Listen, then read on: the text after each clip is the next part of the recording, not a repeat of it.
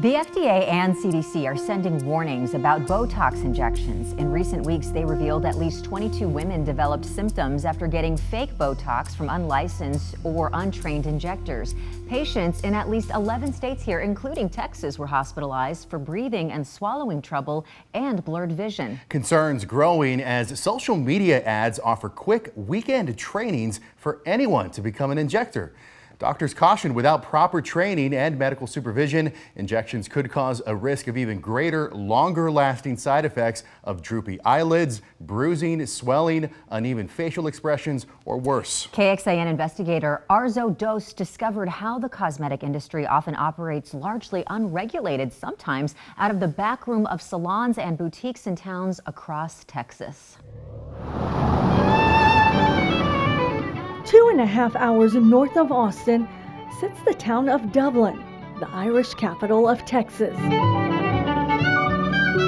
Hometown, it's what Dublin feels like, you know, mom and pop shop.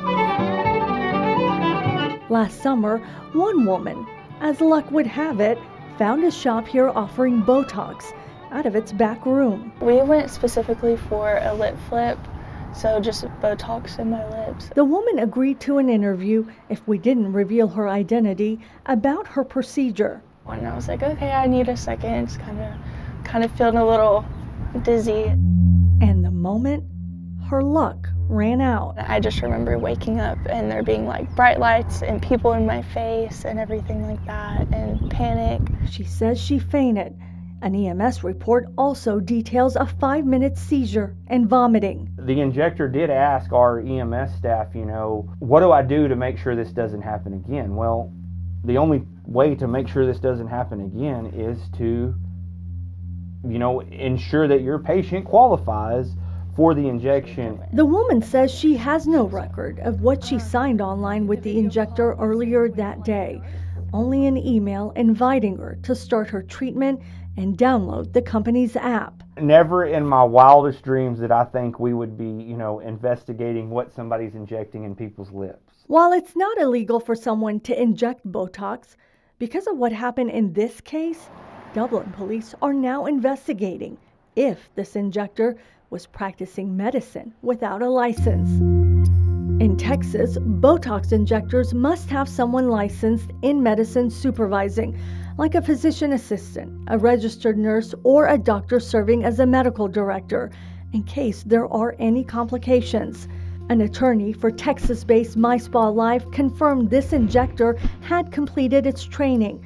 But police tell us the company's medical director, listed online back then, was a pediatrician in Tyler, more than 3 hours away, who hasn't returned our repeated calls and emails. The company's attorney would not respond to questions about this specific case for privacy reasons, but says MySpaLive does not provide any medical procedures and has developed an app to connect people with a licensed medical practitioner without having to go into an office. That practitioner can then supervise and authorize an injection. Dublin police would only confirm medical staff was not at the shop the day of the emergency. Other steps that might have been taken are part of the ongoing investigation. And because it's ongoing, we've chosen not to identify the injector or the shop where she worked. We will handle any charges that are come to the person who did the injection. Chair lays out Senate Bill 1120 and recognizes Senator Schwertner explain the bill. As police across Texas try to enforce the safety measures they can, one state lawmaker, Senator Charles Schwertner, who's also a doctor, is pushing for broader oversight. He filed legislation last regular session to prohibit estheticians and cosmetologists from administering Botox and other injectables unless they're licensed or authorized. I think it is incumbent that we as a state protect Texans and their health and safety and welfare when it comes to any sort of invasive procedure. Schwertner's bill aimed to give Texas Department of Licensing and Regulation authority to discipline those professionals. Any individual that is involved in the care, in this case, the cosmetic care of an individual, is held accountable when something goes wrong, and that they should have had the proper level of education, experience, and training. The bill stalled after passing the Senate, but he plans to refile next session and promises to use what we've learned to craft an even stronger bill.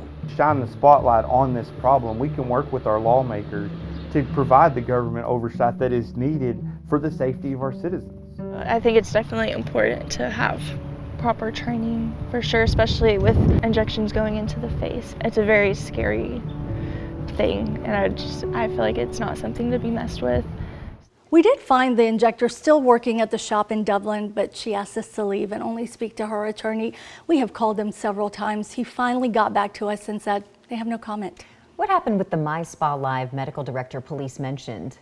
Well, Britt and Daniel, investigators actually tell us that they went to the shop and they say they didn't see anything posted about him or where to file a complaint like this notice the Texas Medical Board says must be displayed. Police also tell us they've shared what they found with the medical board, so we'll keep you updated on any developments there. And Arzo, I'm curious, did you notice anything else about the shop? Well, Daniel, investigators tell us the last time they were there, they didn't see any certificates displayed.